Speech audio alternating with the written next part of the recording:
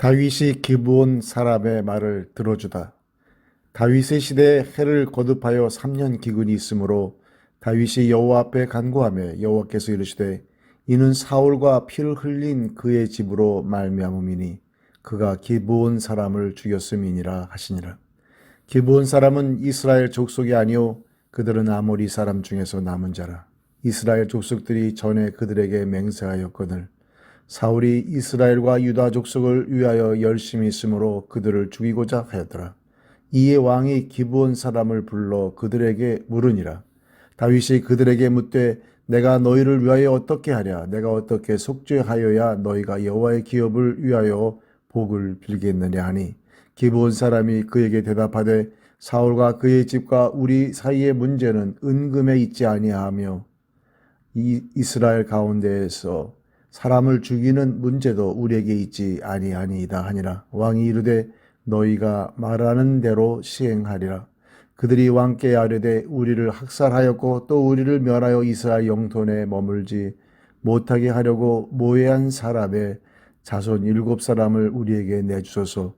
여호와께서 택하신 사울의 고을 기브아에서 우리가 그들을 여호와 앞에서 목매어 달겠나이다 하니 왕이 이르되 내가 내주리라 하니라.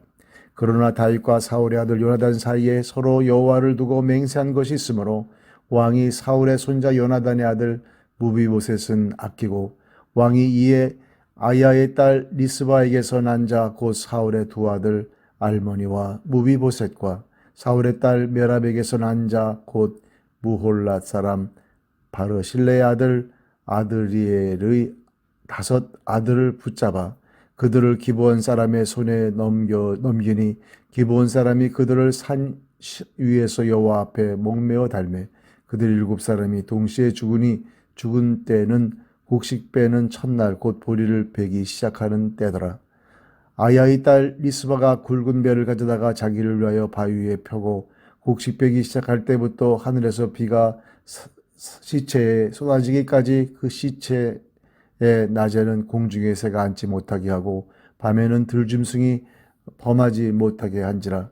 이에 아야의 딸 사울의 첩 리스바가 행한 일이 다윗에게 알려지매 다윗이 가서 사울의 뼈와 그의 아들 요나단의 뼈를 길랏 야베스 사람에게서 가져가니 이는 전에 블레셋 사람들이 사울을 길보아에서 죽여 블레셋 사람들이 벳산 거리에 매단 것을 그들이 가만히 가져온 것이라. 다윗이 그곳에서 사울의 뼈와 그의 아들 요나단의 뼈를 가지고 돌아올매 사람들이 그 달려 죽은 자들의 뼈를 거두어다가 사울과 그의 아들 요나단의 뼈와 함께 베냐민 땅 셀라에서 그의 아버지 기스의 묘에 장사하되 모두 왕의 명령을 따라 행하니라. 그 후에야 하나님이 그 땅을 위한 기도를 들으시니라. 기근의 원인과 해결. 언약을 어기고 기브온 주민을 학살한 사울의 집안 대신 속죄하고 다윗이 요나단과 맺은 언약뿐만 아니라 사울과 맺은 언약까지 지키자 하나님의 진노를 거두십니다. 하나님이 진노를 거두십니다. 하나님은 어떤 분이십니까? 사울이 기브온과 여호수아 사이에 맺은 언약을 어기고 기브온 백성을 학살한 죄를 물어 다윗 왕국에게 3년 동안 기근을 내리십니다. 기도에 침묵하시는 하나님을 탓하기보다 죄에 대해 내가 침묵하고 있지는 않는지 돌아봅시다. 나에게 주시는 교훈은 무엇입니까? 다윗은 기근의 원인을 깨닫자 무시해도 좋을 만큼 보잘것없어 보이는 기브온 사람들을 불러 해결책을 묻습니다. 내 이웃의 아픔을 외면한 채 내 번영만 바라는 것은 하나님의 마음이 아닙니다. 나의 고난 속에서 타인의 고난을 이해하는 긍휼을 구합시다. 고대 사회에서 조약을 위반한 범죄자를 처형하여 매다는 것은 일반적인 일이었지만 조약을 어긴 사울 집안의 책임을 묻는 하나님의 명령으로는 명시되지 않고 피 맺힌 원한을 해소하려는 기브온 사람들 입장에서의 판단과 요구사항으로 등장합니다. 다윗이 요나단과 맺었던 내 인자함을 내 집에서 영원히 끊어버리지 말 것이라는 맹세는 요나단의 혈육 무비보셋만 살리고 나머지 사울의 후손은 멸절하는 다윗 입장에서의 판단으로 준수됩니다.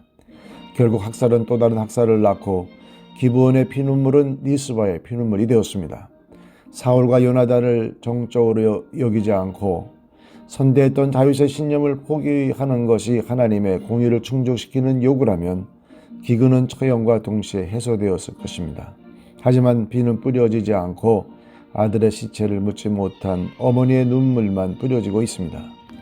사울의 자손들을 멸절하여 그 시체를 땅에 널브러 뜨린 후에가 아니라 리스바가 지켜낸 아들들의 시체를 장사하는 것을 다윗이 허락한 후에 하나님이 기도에 응답하십니다. 사실 방치된 시신은 사울의 7 아들뿐이 아닙니다. 사울과 요나단도 고향 기브아가 아닌 길르앗 야베스에 묻혀 있었습니다. 사울과 그 아들들을 가족 묘실에 안치하는 인자함을 다윗이 베풀자 그제야 기근이 끝나고 비가 내립니다. 기도, 힘없는 사람과 약속도, 껄끄러운 사람과의 약속도 신실히 지키게 하소서. 아멘.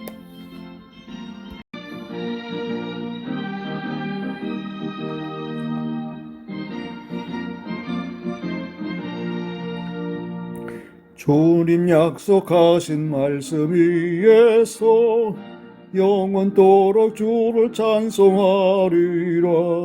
소리 높여 주께 영광 돌리며 약속 믿고 굳게 서리라. 곱게 소리 영원하신 말씀 위에 굳게 소리 곧게 소리 그 말씀 위에 굳게 서리라. 주님 약속하신 말씀 위에서 세상 염려 내게 엄습할 때에 용감하게 힘써 싸워 이기며 약속 믿고 굳게 서리라. 곧게 소리 영원하신 말씀 위에 굳게 소리 곧게 소리 그 말씀 위에 굳게 서리로. 오늘도 주 안에서 말씀으로 순종하시고 찬양으로 승리하시는 복된 하루가 되시기를 기도드립니다.